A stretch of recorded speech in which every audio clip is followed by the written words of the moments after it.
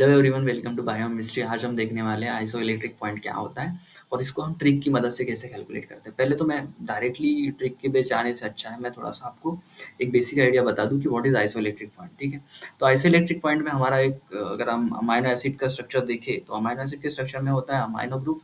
ठीक है, एक होता है कार्बोक्सिलिक ग्रुप, एक होता है हाइड्रोजन और एक होता है आर ग्रुप। ये आर ग्रुप जो हर अमाइनो एसिड में चेंज होते हैं हमको देखने को मिलेगा। ठीक है, अगर हम आइसोइलेक्ट्रिक पॉइंट को समझना चाहते हैं तो पहले हमको एक एग्जांपल के तौर पे समझना पड़ेगा। चलिए, मैंने इस स्लाइड में एग्जांपल लिया है अलानाइन का। ठीक है, तो अलानाइन को हम एग्जांपल के तौर पे कंसीडर करें। ये एक अनचार्ज आर ग्रुप है। ठीक है, हम एग्जांपल के तौर पे ले लेते हैं एक सर्टेन पीएच 1 ले लेते हैं। ठीक है, अब पीएच 1 वाली कंडीशन में अगर देखेंगे तो हम सारा का सारा जो हाइड्रोजन कॉन्सेंट्रेशन है हमको ज़्यादा देखने को मिलेगा इन केस ऑफ पीएच 1। ठीक है, तो यहाँ पे जब हम अलानाइन का स्ट्रक्चर देखेंगे तो कुछ इस तरीके से देखने को मिलेगा। अब आप देखोगे तो यहाँ पे कार्बोक्सिलिक ग्रुप कैसा है, प्रोटोनेटेड है। अमाइनो ग्रुप कैसा है, प्रोटोनेटेड है। ये जो अमाइनो ग्रुप है जब प्रोटोनेटेड फॉर्म में होता है तो उसके ऊपर पॉजिटिव चार्ज हमको देखने को मिलता है। ठीक है, लेकिन हम जैसे हमने क्या किया है, पीएच थोड़ा सा बढ़ा दिया है। ठीक है, ये रैंडम पीएच ले रहा हूँ मैं, कोई कंफर्म पीएच नहीं ले रहा हूँ। ठीक है, ये रैंडम पीएच है। जैसे मैंने देखा कि पीएच 6 मैंने बढ़ा दिया तो हाइड्रोजन का कॉन्सेंट्रेशन क्या हो गया, कम हो गया। तो इस केस में हमको क्या देखने को मिलेगा, जो कार्बोक्सिलिक ग्रुप है, जो कार्बोक्सिलिक ग्रुप है उसने क्या किया, हाइड्रोजन लूज कर दिया। और जैसे ये लूज करता है हाइड्रोजन तो इसके ऊपर निगेटिव चार्ज आ जाता है। ठीक है, तो यहाँ पे अगर आप देखोगे तो एक पॉजिटिव चार्ज है और एक नेगेटिव चार्ज है, तो इसके ऊपर एक टोटल चार्ज 0 हो गया और इसी को ही हम बोलते हैं ज्विटर आयन। ठीक है, क्लियर है चीज। ठीक है, तो इस तरीके से क्या हुआ, उसने क्या कर दिया, एक हाइड्रोजन लूज कर दिया। अब जैसे मैं और पीएच बढ़ाऊंगा, ठीक है, तो कुछ कंडीशन मेरे को ऐसे देखने को मिलेगी। ठीक है, जो हमारा COOH था उसने तो जब डिप्रोटोनेट तो हमारा पीएच 6 पे हो गया था। ठीक है, लेकिन यहाँ पे क्या हो रहा है, यहाँ पे जो हमारा अमाइनो ग्रुप है ये क्या कर रहा है, अपना हाइड्रोजन लूज कर रहा है, जिसकी वजह से यहाँ पे अब क्या हो रहा है, चार्ज जो है वो जो पॉजिटिव चार्ज था यहाँ पे वो क्या हो गया, लूज हो गया। ठीक है, तो यहाँ पे टोटली क्या हो गया, एक निगेटिव चार्ज आ गया है। ठीक है, शुरुआत में अगर देखेंगे तो यहाँ पे क्या था, पॉजिटिव चार्ज, फिर यहाँ पे क्या हो गया, न्यूट्रल, और यहाँ पे क्या हो गया, एट द एंड हमारा पूरा का पूरा निगेटिव हो गया। ठीक है, तो इस तरीके से क्या हो रहा है, जब पीएच हम चेंज कर रहे हैं तो वही हम टाइट्रेशन के केस में देखने को मिलता है हमको। यहाँ पे अगर आप देखोगे PKA1 बोला है या फिर PK1 भी बोल सकते हैं हम। ठीक है, 2.34 बोला है। ठीक है, फिर हमारा दिया है PK2। ठीक है, इसको दिया है 9.69। ठीक है, तो यहाँ पे क्या हो रहा है कि जो हमारा कार्बोक्सिलिक ग्रुप है, जो हमारा कार्बोक्सिलिक ग्रुप है वो अपना डिप्रोटोनेशन कर रहा है। ठीक है, मतलब ये कन्वर्ट हो रहा है COO माइनस में। ठीक है, सिमिलर टू दैट यहाँ पे क्या हो रहा है, जो PK2 है, यहाँ पे जो हमारा अमाइनो ग्रुप था, ठीक है, जिसके ऊपर पॉजिटिव चार्ज था, वो अब हो रहा है NH2 में कन्वर्ट। ठीक है, जिसके ऊपर कोई चार्ज नहीं रहेगा। ठीक है, तो इस तरीके से क्या हो रहा है, जो PK1 PK2 वैल्यू पे क्या होता है, जो हमारा अमाइनो एसिड है वो हाइड्रोजन को लूज करता है एक फंक्शनल ग्रुप के। जैसे कार्बोक्सिलिक के साथ हो रहा है तो एक PK1 लिया है मैंने, और PK2 क्या है, मैंने अमाइनो ग्रुप के साथ किया है। ठीक है, तो इस तरीके से ये क्या होता है, नॉन आयनाइजेबल आर ग्रुप्स के साथ होता है। ठीक है, ये नॉन आयनाइजेबल आर ग्रुप्स है। जैसे कि आयनाइजेबल आर ग्रुप्स कौन से है, जिनके पास, और जैसे कि हम एग्जांपल पे देख लेते हैं कि हमारे पास आयनाइजेबल एक है एस्पार्टिक एसिड। ठीक है, तो यहाँ पे अगर हम स्ट्रक्चर देखते हैं, ठीक है, यहाँ पे क्या होगा, हाइड्रोजन, यहाँ पे होगा कार्बोक्सिलिक ग्रुप, यहाँ पे होगा हमारा NH3, यहाँ पे होगा हमारा CH2 प्लस, यहाँ पे क्या रहेगा, कार्बोक्सिलिक ग्रुप। ठीक है, यहाँ पे जब मैंने नॉन आयनाइजेबल बोला था, ठीक है, तो यहाँ पे एक अमाइनो ग्रुप था, यहाँ पे कार्बोक्सिलिक ग्रुप था। लेकिन जब आर ग्रुप बोल रहा हूँ, आयनाइजेबल आर ग्रुप बोल रहा हूँ, तो यहाँ पे क्या होगा, आयन फॉर्मिंग एक आर ग्रुप हमको देखने को रहा है, दैट इज कार्बोक्सिलिक ग्रुप इस केस में। ठीक है, तो एस्पार्टिक एसिड के केस में। ठीक है, अब हमने देखा था कि पीके वन वैल्यू किसको बोला था हमने, जब पहला कार्बोक्सिलिक ग्रुप छोड़ता है तब उसको हमने बोला था पीके वैल्यू। ठीक है, इसको पीके 1 वैल्यू बोलेंगे। ठीक है, तो यहाँ पे क्या है, पीके 1 वैल्यू 2.1। ठीक है, सॉरी 2.1 है। फिर पीके 2 वैल्यू देख लेते हैं। पीके 2 वैल्यू किसको बोले थे, जब अमोनियम जो है, अमोनिया ग्रुप जो है वो क्या, सॉरी अमोनियम ग्रुप जो है वो क्या कर रहा था अपना, जो हाइड्रोजन है वो लूज कर रहा था, उसको हमने बोला था पीके 2 वैल्यू, दैट इज 9.8।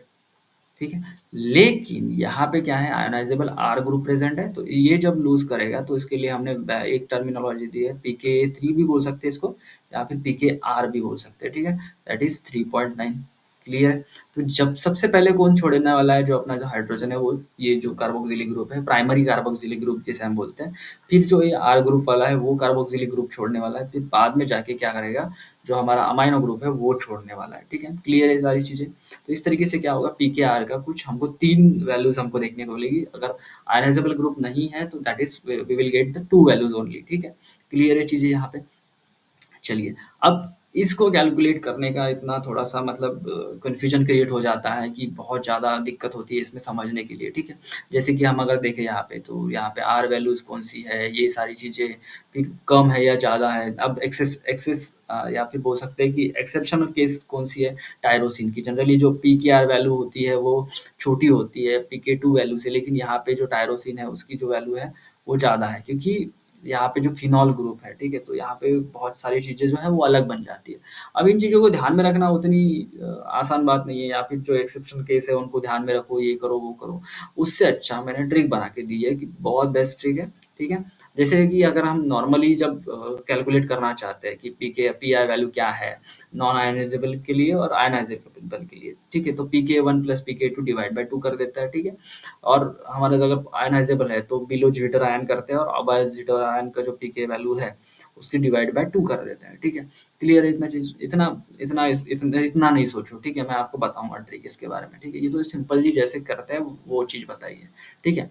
तो अब मैंने बताया कि एक्सेप्शन केस है साइड सिस्टीन और टायरोसिन, ठीक है? क्लियर है सारी चीज़ें? अगर अगर मैं बोलूँ आपको कि मेरे पास ट्रिक कौन सी है, तो मैं अगर पीआई वैल्यू मुझे कैलकुलेट करनी है, all amino acid except basic amino acid. Basic amino acid कौन से है, हिस्टिडीन, आर्जिनिन और लाइसिन। इनको छोड़ के ये सारी जगह पे ट्रिक अप्लाई होगी, ठीक है? दो वैल्यूज कोई भी दो वैल्यूज हो जो छोटी हो, ठीक है? जो छोटी हो, छोटी दो वैल्यूज, ठीक है? उनको प्लस कर दो, खत्म, ठीक है? जैसे कि अगर मैं बात करूँ यहाँ पे आइसो इलेक्ट्रिक पॉइंट, ये अभी ऐसा ही है, ठीक है? क्या बोलते हैं कि यहाँ पे हमको दिया है pk1 वैल्यू, pk2 वैल्यू, ठीक है? तो ये तो ईज़ी हो गया, ठीक है? इसमें कुछ कैलकुलेट करने की ज़रूरत ही नहीं है। इनका दोनों का सम कर दो और हमको आंसर मिल जाएगा, ठीक है?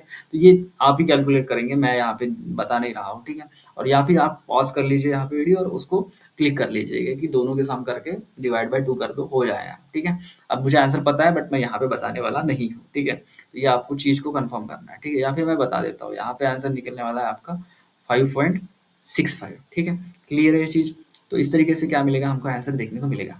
ये तो हो गई हमारे 2 पीके वैल्यू की बात हो गई थी, ठीक है? अब अगर 2 से जगह 3 हो गए, 2 की जगह 3 हो गए, तो हम कैसे करेंगे?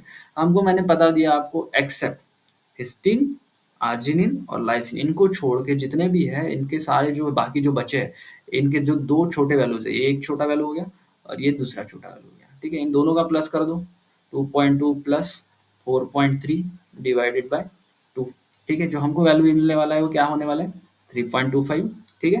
क्लियर है यहाँ पे? तो इस तरीके से हमको पीआई वैल्यू निकालने के लिए बहुत आसान हो जाएगा, ठीक है?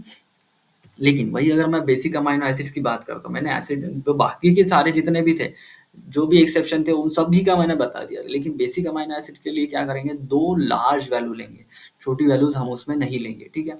बेसिक अमाइनो एसिड जैसे कि हिस्टिडीन, आर्जिनिन और लाइसिन, इनके लिए 2 बड़ी वैल्यूज़ लेंगे, ठीक है? तो 2 बड़ी वैल्यूज़ अगर हम इस केस में देखते हैं, जैसे कि आर्जिनिन का यहाँ पे पूछा गया है, ठीक है? आर्जिनिन क्या है, बेसिक अमाइनो एसिड्स है, ठीक है? तो इसमें क्या करेंगे, 12.48 प्लस 9.04, क्लियर है? ये हमको 2 बड़ी वैल्यूज़ मिल रही है, डिवाइड बाय 2 कर दो, ठीक है? तो ये आपको कैलकुलेट करना है, ठीक है? यहाँ पे हमको क्या मिलेगा, आंसर मिलेगा, ठीक है? यहाँ पे आंसर क्या मिलेगा, 10.76, क्लियर है? तो इस तरीके से हमको क्या कैलकुलेट करना है, आइसोलेटेड पॉइंट कैलकुलेट करना है। ट्रिक क्या थी? ट्रिक ये थी कि अगर कोई भी अमाइनो एसिड्स होता है, जैसे कि बेसिक अमाइनो एसिड को छोड़ के, तो हम 2 स्मॉल वैल्यूज़ लेंगे, डिवाइड बाय 2 कर देंगे। लेकिन वही अगर बेसिक अमाइनो एसिड से लेंगे, तो हम 2 लार्ज वैल्यूज़ को लेंगे, ठीक है? हिस्टिडीन, आर्जिनिन और लाइसिन के लिए ये जो बड़ी वैल्यूज़ है वो लेंगे, ठीक है? लेकिन बाकी सब के लिए क्या लेंगे, छोटी वैल्यूज़ ही लेंगे। चाहे वो P1 हो, PK1 हो, PK2 हो, PR हो, मुझे उससे कोई फ़र्क नहीं पड़ता, क्योंकि हमारे पास एक्सेप्शनल केस है बेटा, ठीक है? एक्सेप्शनल केस कहाँ पे है? टायरोसिन के केस में एक्सेप्शनल केस हमको देखने को मिलता है। तो वो सारी चीज़ें हम ध्यान में रखने से अच्छा है, हम ये ध्यान में रखें कि बेसिक अमाइनो एसिड को अगर हम छोड़ दें, तो बाकी सब में हमको छोटी वैल्यूज़ को एडिशन करके डिवाइड बाय 2 करना है, और अगर बेसिक अमाइनो एसिड्स हैं, तो हम जो बड़ी वैल्यूज़ है उनका एडिशन करके डिवाइड बाय 2 कर देंगे। खत्म है? चलो, इतना ही था।